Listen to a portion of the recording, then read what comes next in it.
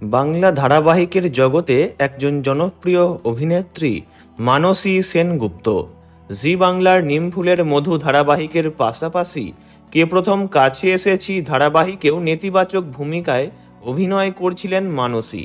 তবে এই মুহূর্তে শুটিং সংক্রান্ত সব কাজ থেকে বিরতি নিয়েছেন তিনি, কারণ অন্তঃসত্ত্বা অবস্থায় কাজ করাকালীন অসুস্থ হয়ে পড়েছিলেন। সেই কারণে বাড়িতেই এখন সম্পূর্ণ বিশ্রামে রয়েছেন তিনি। তাই কোনো ধারাবাহিকেই এখন দেখা যাবে না মানসীকে। তবে মা হওয়ার 1 মাসের মধ্যেই আবার কাজে ফিরবেন তিনি। আর 3 মাস পরেই ভূমিষ্ঠ হবে মানসীর সন্তান। যদিও অন্তঃসত্ত্বা অবস্থাতেই গত 6 মাস চুটিয়ে শুটিং করে গিয়েছেন তিনি। অবশ্য বহু আগেই এই অভিনেত্রী জানিয়েছিলেন এবার তাঁর হাই রিস্ক প্রেগন্যান্সি।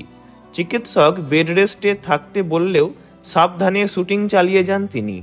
তবে মাঝে অসুস্থ হওয়ার কারণে এই কয়েক মাস কাজ থেকে বিরতি নিয়েছেন অভিনেত্রী। নিমফুলের মধু ধারাবাহিকে আর দেখা যাবে না তাঁকে। অন্যদিকে এই ধারাবাহিকে মানসী অভিনীত চরিত্র অহনাকেও জেলে পাঠানো হয়েছে। সেই কারণে পরবর্তী কয়েক মাস আর দেখা যাবে না এই নেতিবাচক চরিত্রকে। নিমফুলের মধু ধারাবাহিকের অন্যতম মুখ ছিলেন তিনি। কাজ করেছেন মুম্বাইতেও। হিন্দি ধারাবাহিক বান্নি চাও হোম ডেলিভারিতে অভিনয় করেছিলেন মানসী, যা ছিল বাংলার খুকুমণি হোম ডেলিভারির রিমেক। এর আগে তিনি জানিয়েছেন তাঁর প্রথমবার ডেলিভারি ছিল হাই রিস্কের, মেয়ে হয়েছিল প্রি ম্যাচিওর।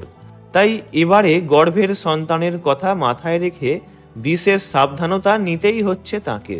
তবে কাজ ছাড়া ভালো থাকতে পারেন না মানসী। তাঁর কথায়, দুটো শুটিং একসঙ্গে করার ফলে অসুস্থ হয়ে পড়েছিলাম। এখন চিকিৎসকের পরামর্শ মতো সম্পূর্ণ বেড রেস্টে আছি। আমার প্রায় নড়াচড়া করাও বারণ। তবে মা হওয়ার 1 মাসের মধ্যেই আমি কাজ আরম্ভ করব। এখন আগের থেকে অনেকটা ভালো আছি। বাড়িতে সব সময় শুয়ে রয়েছি। ভিডিওটি এই পর্যন্তই। বিনোদন জগতের সব রকম খবরাখবর জানতে চ্যানেলটি অবশ্যই সাবস্ক্রাইব করবেন। ধন্যবাদ।